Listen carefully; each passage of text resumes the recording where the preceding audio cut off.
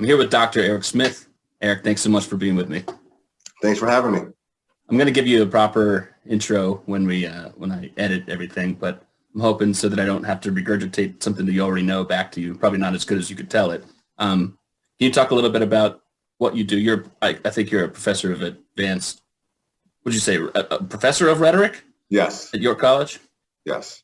Associate professor of rhetoric at York College of Pennsylvania in York, Pennsylvania. Recently, I wrote a book called A Critique of Anti-Racism in Rhetoric and Composition, which is the most common term for my field.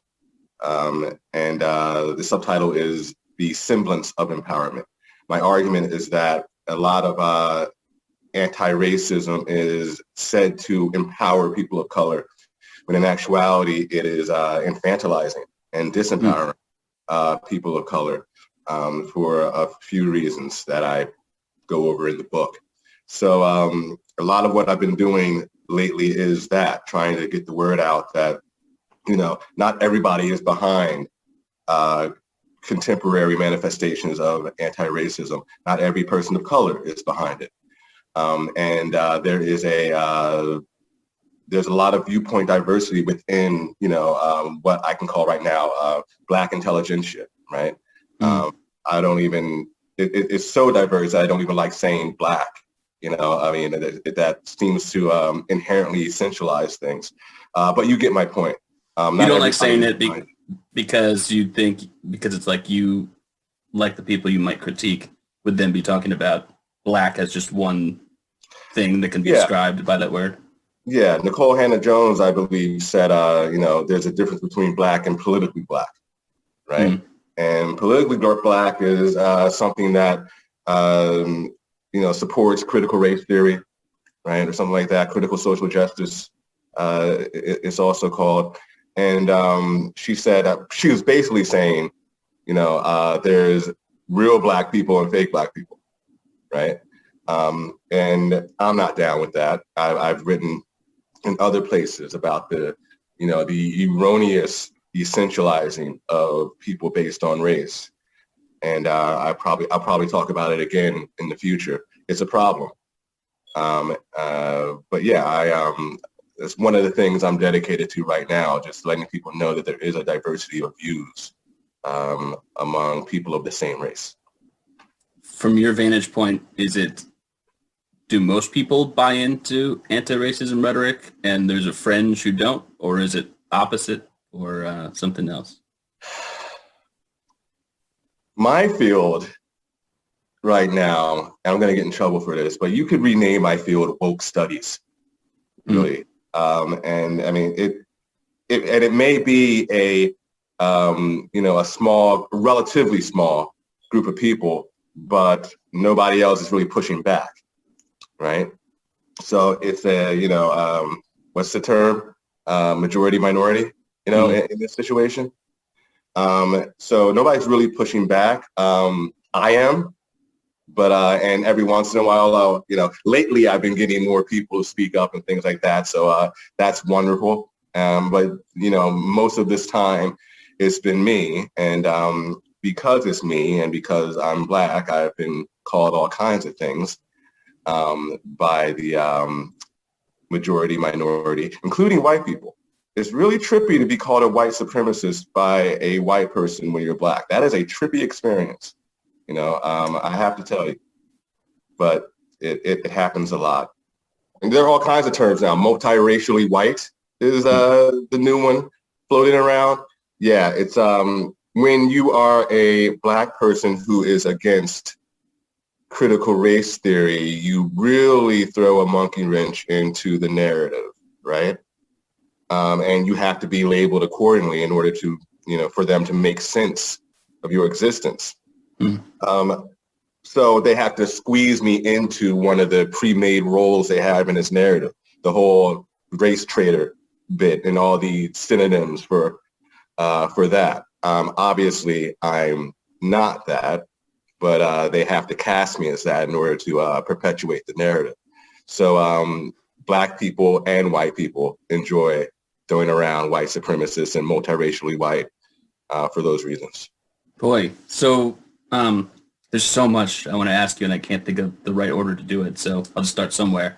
When you're, could you lay out some of the reasons that you think you gave a few right there just tacitly, but maybe some of the key elements perhaps that you've written about or that are in your book that you think are wrong with anti-racism, and then also what, what's the fundamentally kind of right perspective that people have? Because I mean, it doesn't come out of nowhere. There's definitely disparities. Mm-hmm. So I'm curious to see how you reconcile that in your mind, and then I'd love to hear about how you sort of have counter rhetoric to combat the the flaws of those stories. Right. Well, in the book, I talk about something called the primacy of identity, which has several components. One is racial essentialism, which I talked about already. Another one is, neglecting context, right? You define things a certain way based on power dynamics. Everything's about, the white oppressor and the people of color being oppressed, not looking at particular situations and acting accordingly, which is something rhetoricians are supposed to do, right? That's basically a primary component of being a rhetorician. So there's that. I don't talk about that one enough, actually. A lot of anti-racist activists, of various colors, want to find some kind of like panacea, some magic bullet that fits every situation. And I think that's a mistake, and it makes for a lot of the problems going on right now. I wrote a piece for Newsweek on the whole idea that impact is always more important than intent, right? And often it is, but not always, right? And that is a case-by-case situation. That is a context-by-context situation. And as long as we avoid gauging context and acting accordingly, we're going to make mistakes like that. Everything is going to be considered a microaggression, regardless of the situation or the context. There's also an issue of prefigurative politics.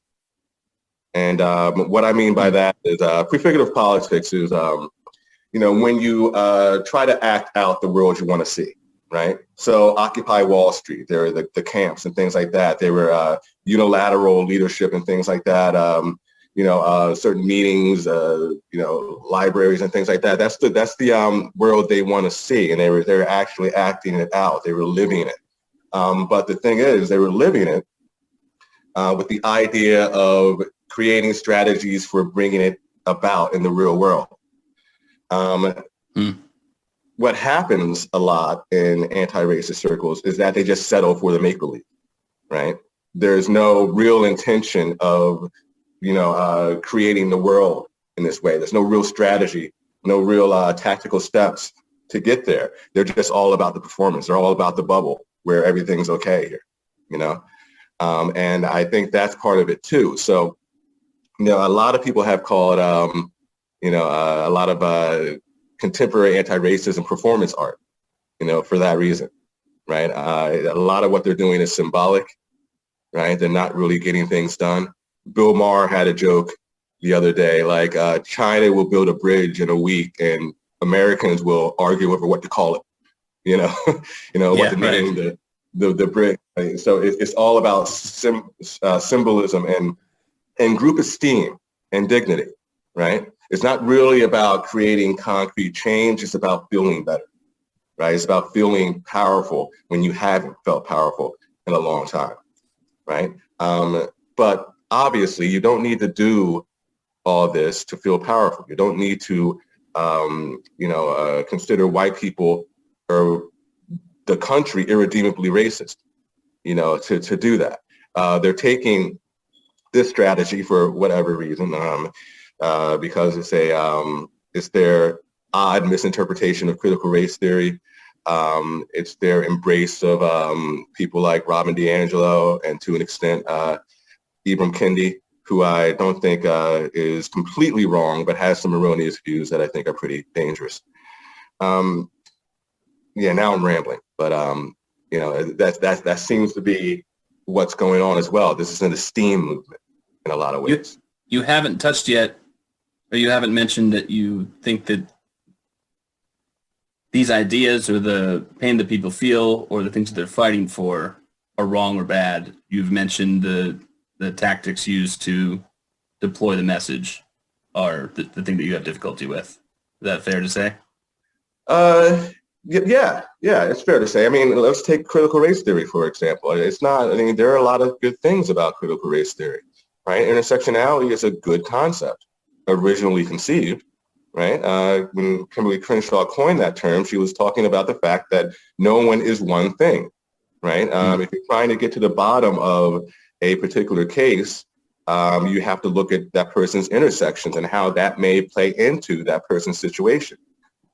Makes total sense, right? Anti-essentialism was an original idea of critical race theory. And then you can't just look at somebody and think you know them because they're a part of a group. That was the part of the original concept of critical race theory. That sounds so counter to what I understand critical race theory to be. Okay. Right, which is why, and I've been guilty of this, which is why it's kind of a misnomer to call what's going on now critical race theory. At best, it's a bastardization of critical race theory. For example, intersectionality is now used not as, I just defined it, but as a marker of ethos. It determines who's allowed to speak and who isn't. It determines who is the, expert at things and who isn't. Who's the bad guy and who's the good guy in the narrative, right? So that's not what it was supposed to be. Mari Matsuda, and one of the original critical race theorists, extends the idea of intersectionality when she says, ask the other question. What she means by that is, if you see something that is sexist going on, look for the racism too, right? They may be overlapping in that situation. And if you see something racist, look for the sexism, look for the classism or whatever. And just to be cognizant of intersectionality. That's been twisted into one of Robin DiAngelo's favorite tenets. It's not that whether or not racism happened, it's how it manifested in this situation. Right? So that's kind of a bastardization of what Matsuda was talking about. Anti-essentialism, right, is different now too. You may have all these intersections, right, but you're essentially a victim, or you're essentially an oppressor, right? And you are forever cast as those roles, and if you don't embrace them, you're not authentic, right? So all these, these erroneous twistings of critical race theory are now being called critical race theory today. And that's a mistake. So critical race theory is actually what it is now. I guess the version of critical race theory that you're talking about, you could hardly call it anti-essentialism because it casts people in essential archetypal roles, right, and a finite number of them. And I suppose that is how someone like you, it in a way, it's not fully essentialism because otherwise you would just be the role of a victim, right, as a black man. But you are able to put yourself in a different archetypal category by speaking out against the idea of critical race theory. Well, I try. People will still cast me in their narrative. They'll still, project certain characteristics onto me to maintain that narrative. Right. So when I ask a question, to my colleagues, follow-up questions after a presentation or something like that, I'm trolling. Somebody else is asking a question. Erec Smith is trolling, right? So they have to, bend over backwards to really turn me into somebody I'm not, which is a tactic for silencing me, right? Which is hilarious. That's what I mean. They haven't figured out that the more they do that, the more I talk. The louder I talk. They haven't figured that out yet, which is hilarious. But why are you brave enough to do that? I mean, you seem to be a person who just follows your convictions and common sense and reason. Are you like this with every hot button topic that you have reasonable doubts about? I mean, is there a reason that you're more brave than other people, I guess, is what I'm trying to ask. Well, I mean, tenure helps, right? Mm. So I'm not going to lose my job if I say these things. But also, I mean, I've been noticing this stuff for a long time. And I've been, pushing back to some degree since I was a kid about a lot of these things. But then I stopped doing it, and I tried to focus on other things that I was interested in career-wise, right? I had no interest in, critical race theory at all, from a scholarly standpoint, I didn't. So I was focusing on those other things. I was once a diversity officer / trainer. So, I mean, it's not like I was totally divorced from it, but I didn't want to do it as, part of my scholarship. I didn't want to be a scholar of race, right?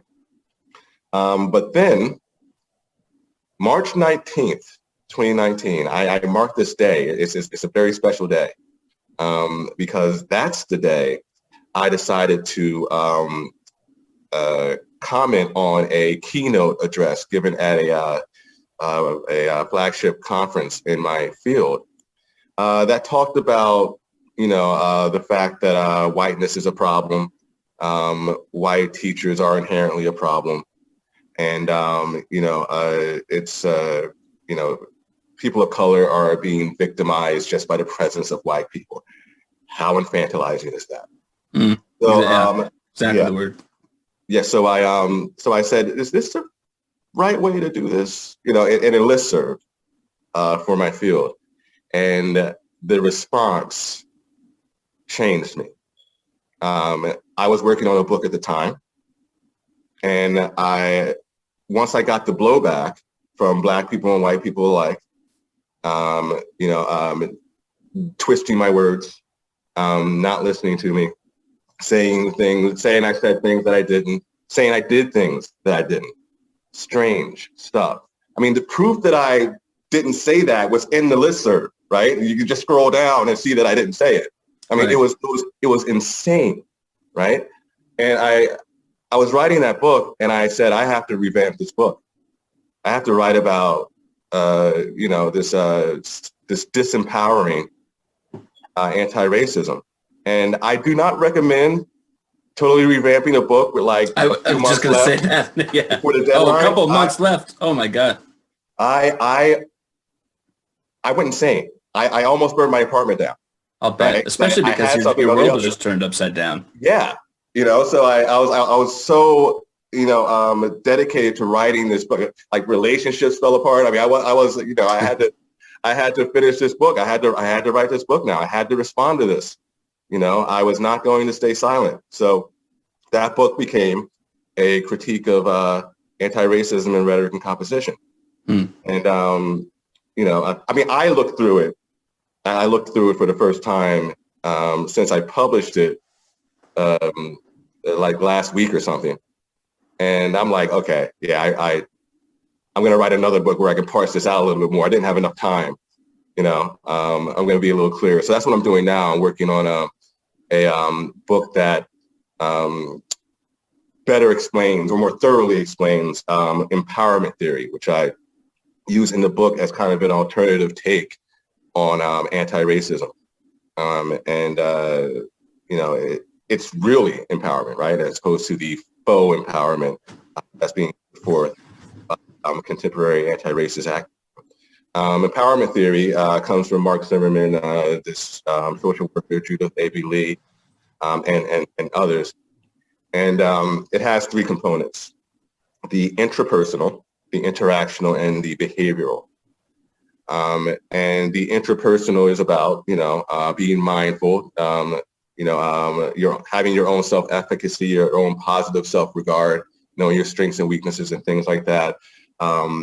Being self-aware, being able to self-manage, right? So there's a lot of emotional intelligence going on in here, even a lot of rational emotive behavior therapy, right?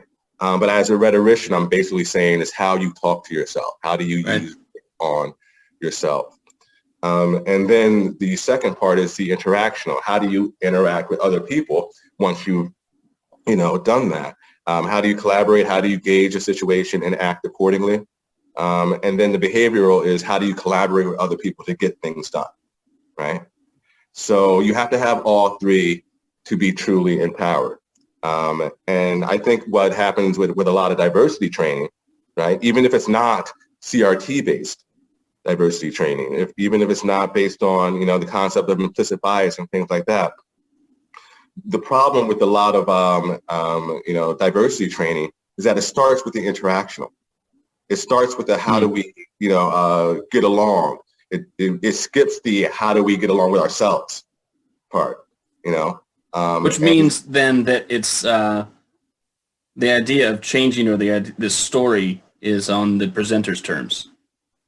You could tell someone else a story about themselves, but in your own terms. If you're a presenter or teacher of critical or of diversity training, is that what you mean?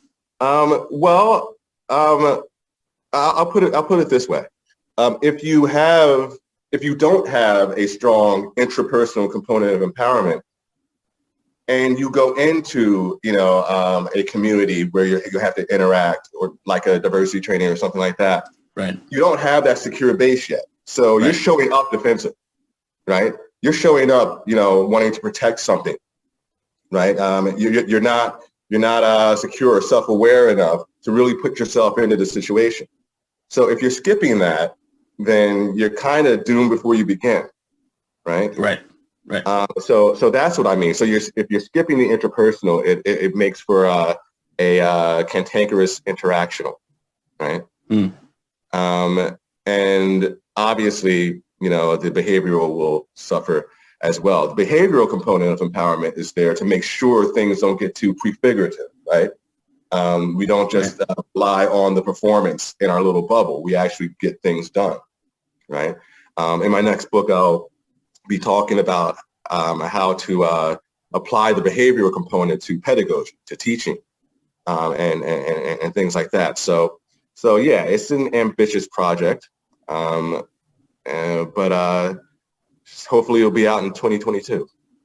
Oh man, I'll eat that up immediately. So what you're talking right now about an empowerment model. I have a program called the Life Process Program, and the entire thing is basically an empowerment model inspired by cognitive behavioral therapy and, as you say, RABT kind of. And of course, you get the charge pretty easily early on if people don't give you the benefit of context.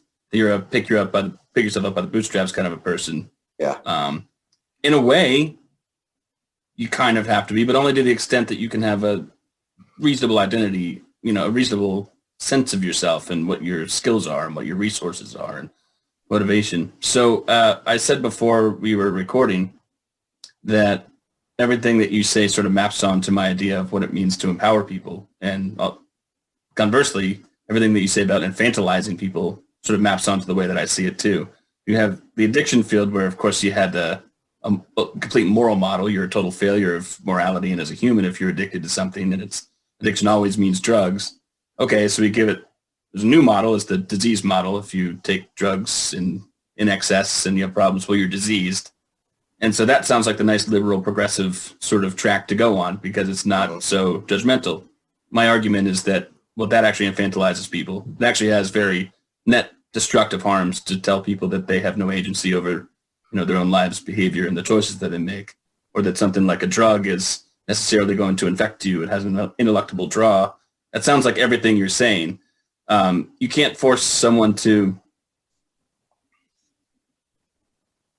I guess, when it comes to something like medication-assisted therapy for addiction, you can kind of force someone to give them a false choice to swallow a pill. In your case, you're saying people can swallow an you can force people to swallow an ideology. Yeah. Yeah. So in the same way that I'm trying to make a push along with others to sort of correct this story that we have wrapped around everything that comes with drugs and addiction, you're trying to correct that story too and give people tools and actually empower other people in order to teach it properly or teach it in a way that at least isn't going to be completely destructive. I want to believe that there's reason to be optimistic about all of that. Do you feel optimistic, or do you just feel maybe it's like something you have to do? Well, I want to make sure I'm clear on the question. Am I optimistic about pushing back on things in general? I mean, I'm doing a lot of pushing back for similar reasons about similar rhetoric, and I'm daunted, by. I don't think that the story about drugs and addiction is going to change in my lifetime. I'm curious if you feel that sort of sense of pessimism about the efforts that you're putting forward, or if you're more optimistic than I am. I guess I would say I'm more optimistic. That's good. There's people are starting to speak up, right? People are getting courageous and speaking up. Parents about the manifestations of CRT-based anti-racism in schools, right?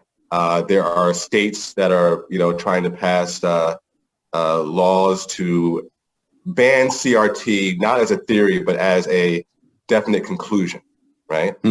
As a overarching ideology, right? So that's happening, and some states are succeeding with that. So people are starting to emerge. Pushback is starting to emerge, and there is power in numbers, and the numbers get bigger and bigger every day. So I am hopeful. I don't know exactly how things are going to play out.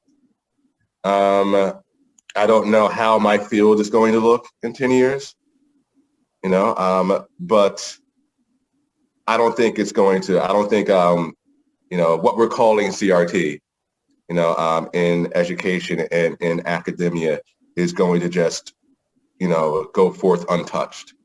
Right. There will be a challenge. Do you think it's unstable? Like it will necessarily kind of fall apart? Yes.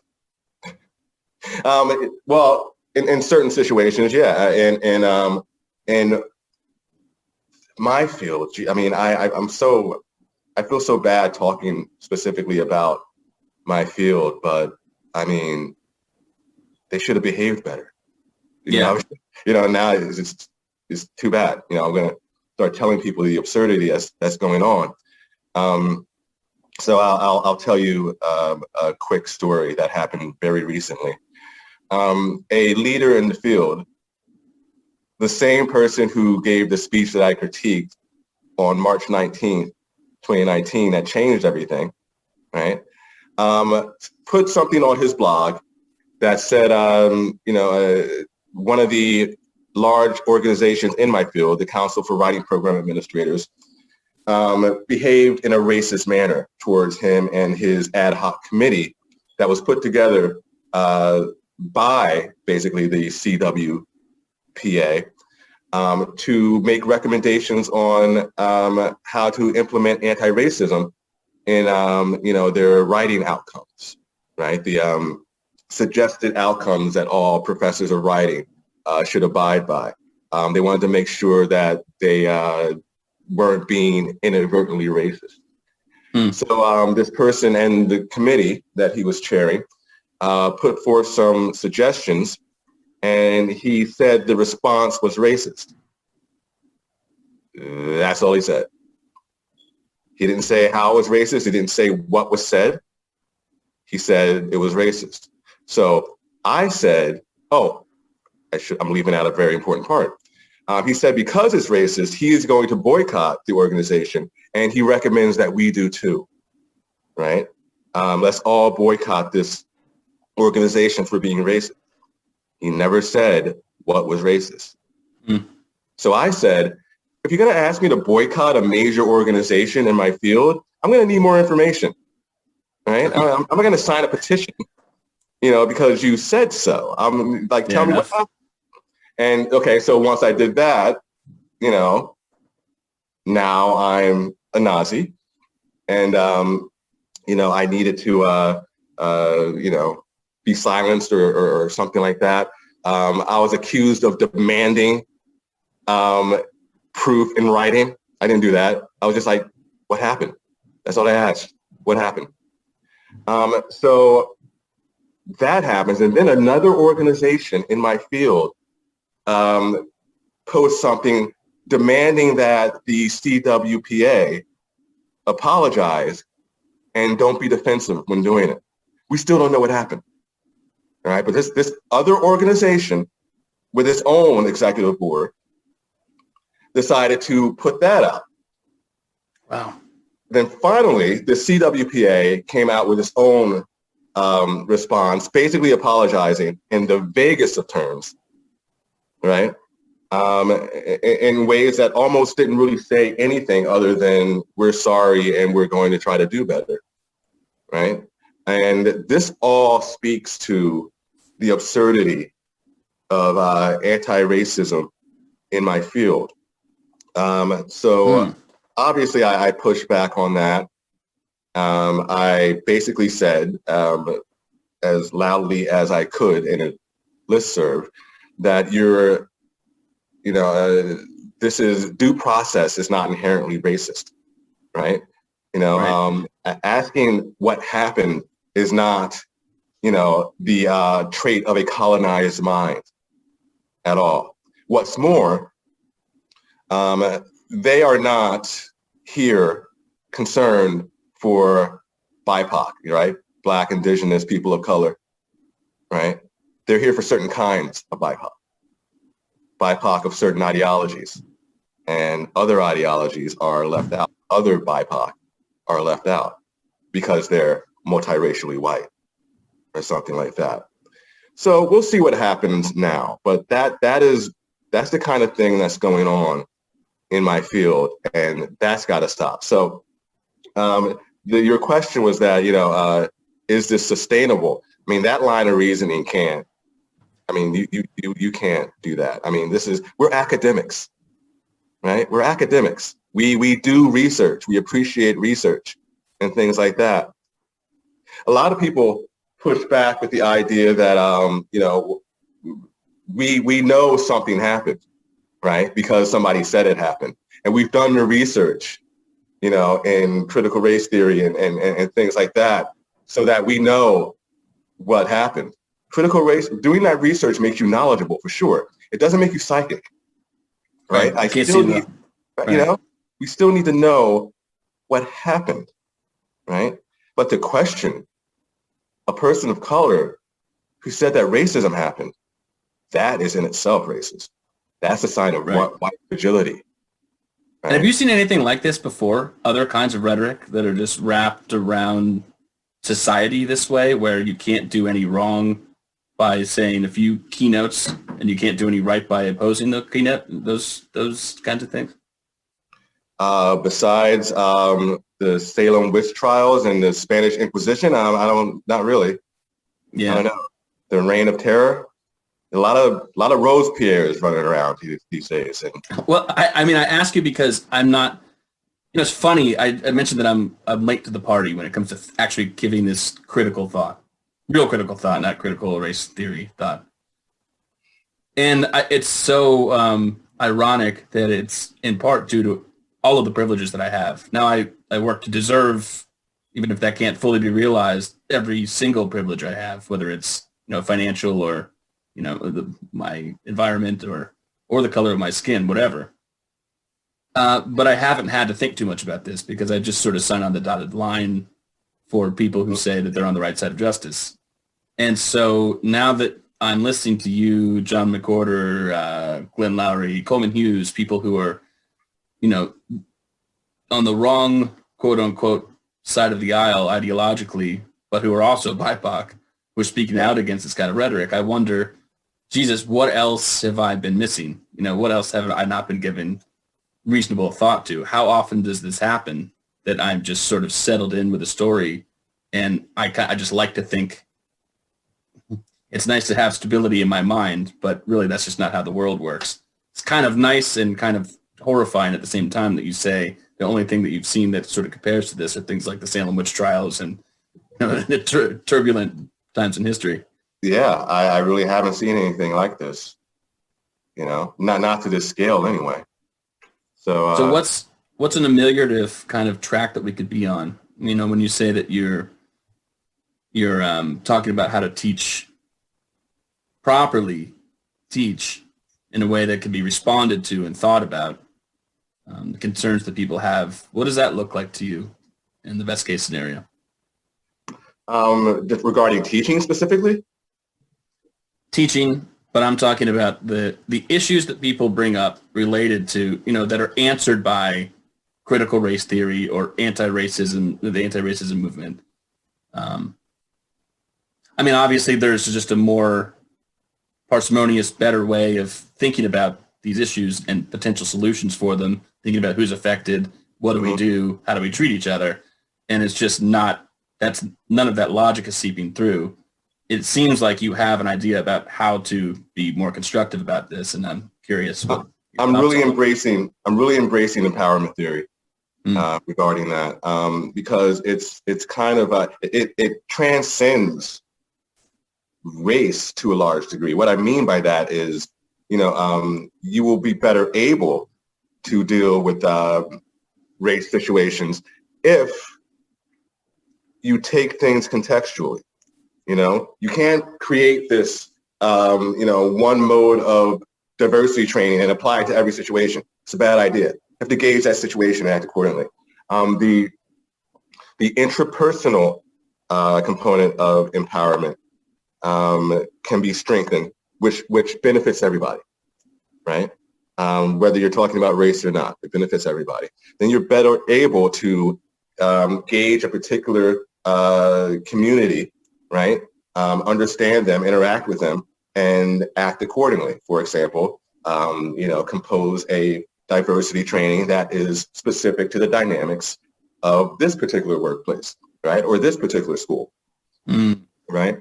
And the behavioral component it forces what's called reality testing, right? You're not projecting things onto the world, right, that aren't really there, right? You're not ignoring statistics because they don't back your narrative. Right. It's outward facing, the behavioral component. You're actually trying to get things done in society. So you have to collaborate in order to get things done. The pedagogical manifestation of the behavioral component of empowerment is problem-based learning, right? You see a real problem with real stakeholders in a real place, and your students, either individually or in groups, work to figure out how to solve that problem, right?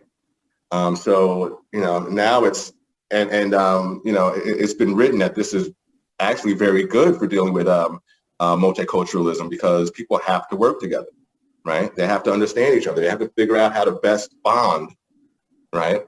And you don't have to like somebody to bond with a person. If it's about a project like this, you're actually trying to get things done in the real world, right? My field is what's something big in my field right now that I'm behind for the most part is linguistic justice, right? Not looking down at somebody because they don't speak in the dialect you prefer. They don't speak in a dialect that is deemed standard. I'm all for that. Can you give me an example of that? African American vernacular English. That's what I was thinking. So yeah. like just code switching between. Okay. Oh no. Code switching is racist. You can't. Code switching is racist. You can't do that. You have to. That person needs to always speak the way they speak, which is. I'm fine with that. With that part of it, I'm not fine because now the idea that teaching and expecting students to write in a standardized form of English in a classroom setting is inherently racist, right? So you're talking about post-secondary setting or just any school setting? Well, I've only seen it post-secondary, but I don't know how it's manifesting in middle schools and high schools and things like that. But I have some issues with that to a large degree. And I have some issues with that because, writing's different from speaking in a lot of ways. Speaking is immediate, there are paralinguistics going on, there are other ways to interpret what somebody's saying, body language, things like that. But writing is for an audience deferred, right? You're writing for people you may never meet, right? And you do well to gauge to the best of your ability what dialect will be most effective here. Because like problem-based learning and behavioral component of empowerment, you're trying to get something done, right? Right. You're trying to get something done with this writing. You're trying to persuade people to do something or think something, right?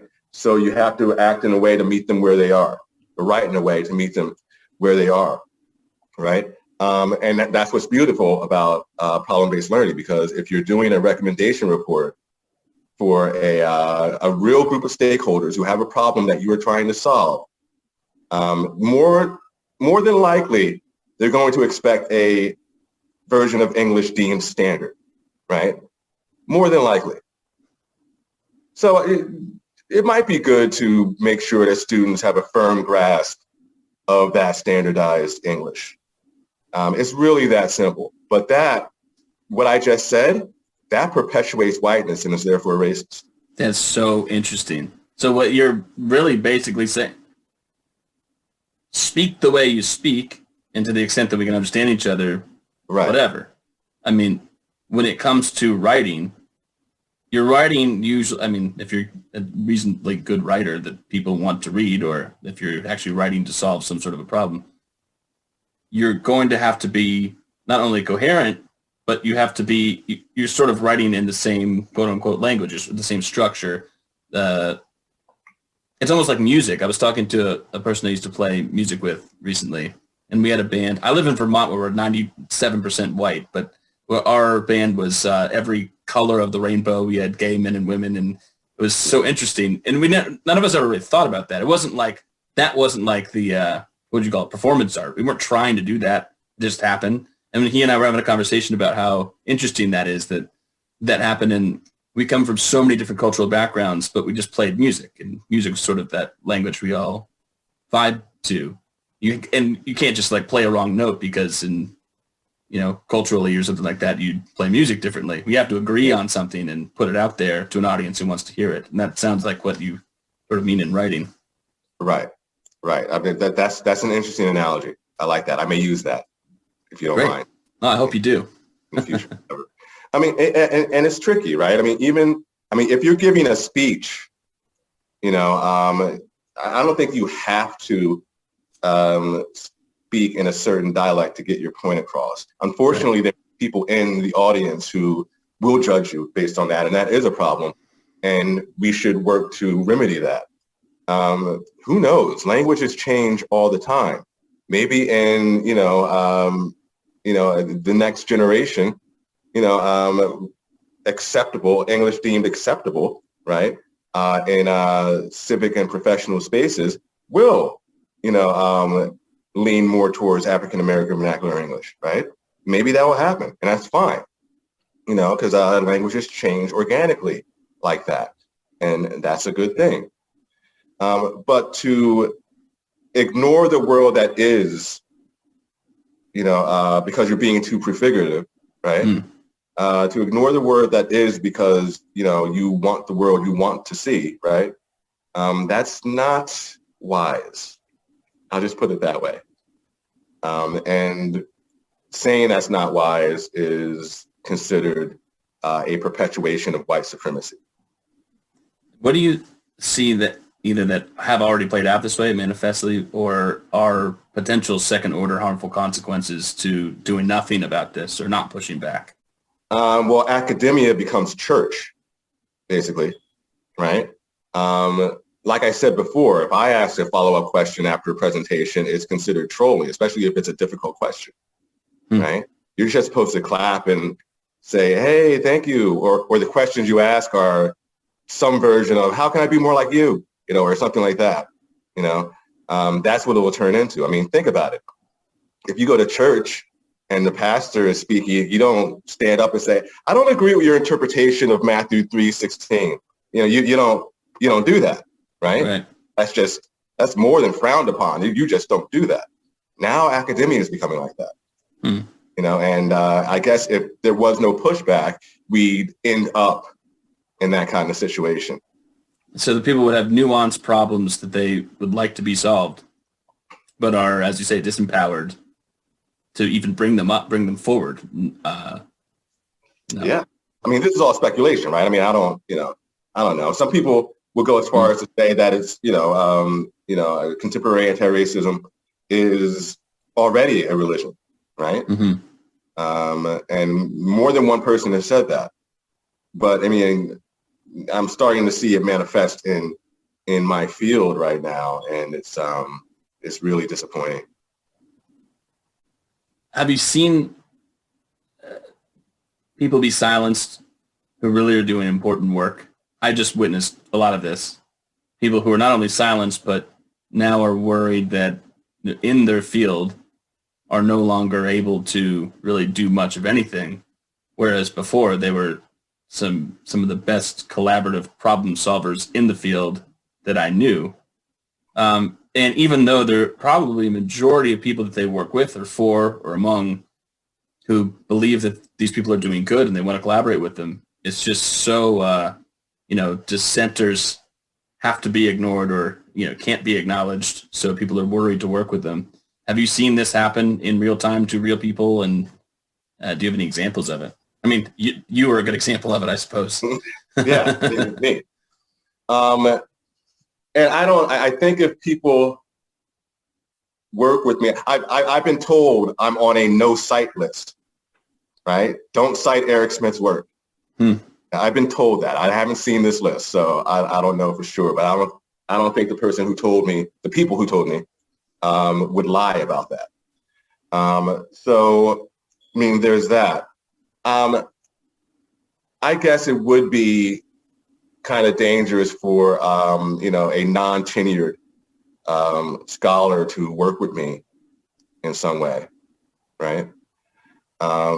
Definitely, graduate students or people who aren't even on the tenure track. It may be a little dangerous for them to do so. So I understand if they want to distance themselves from me at this point.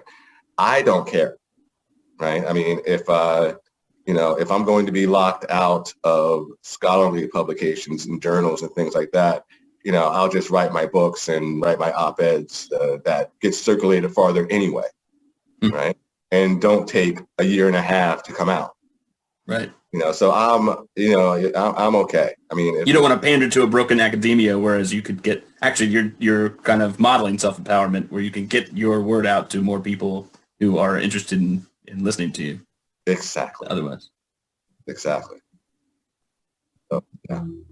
What are your thoughts about people who are, let's say, your grad students, or people who might have apprehension about working with someone like you or someone like me or someone who refuses to accept the narrative?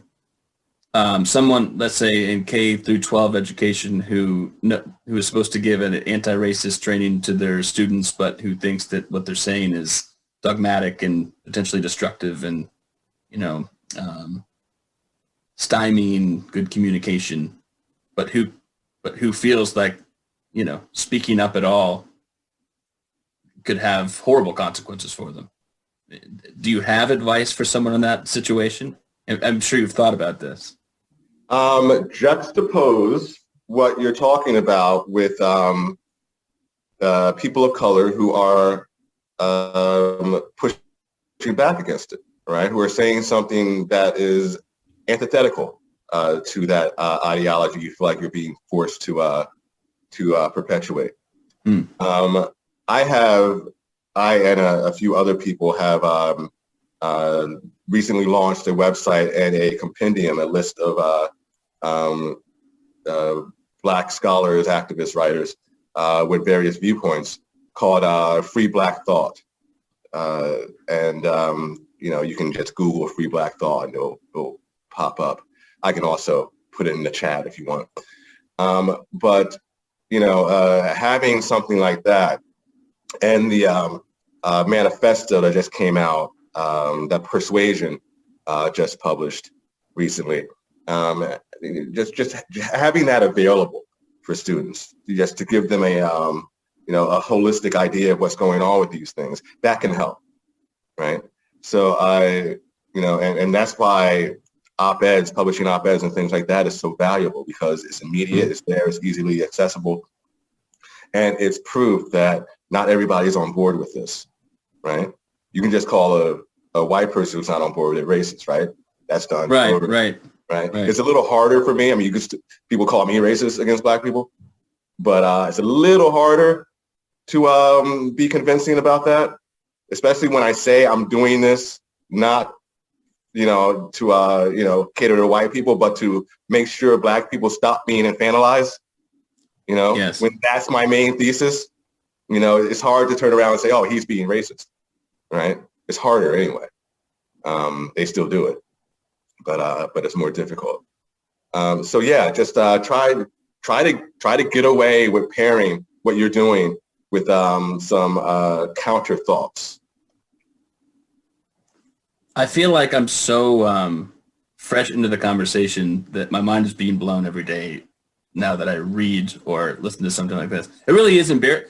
So I'll go back to like, I'll look at a video or a podcast or an article written in like 2013 and think 2013, I was, I'll be marching with the Black Lives Matter. And so it's just not something I've given a second thought. It's so I don't know if I'm asking good questions that really will really help people understand what you're about and understand the dynamics of the situation. Maybe I am, because maybe they're just as naive and ignorant as me. Do you think that I've left anything out of our conversation so far that we should get into?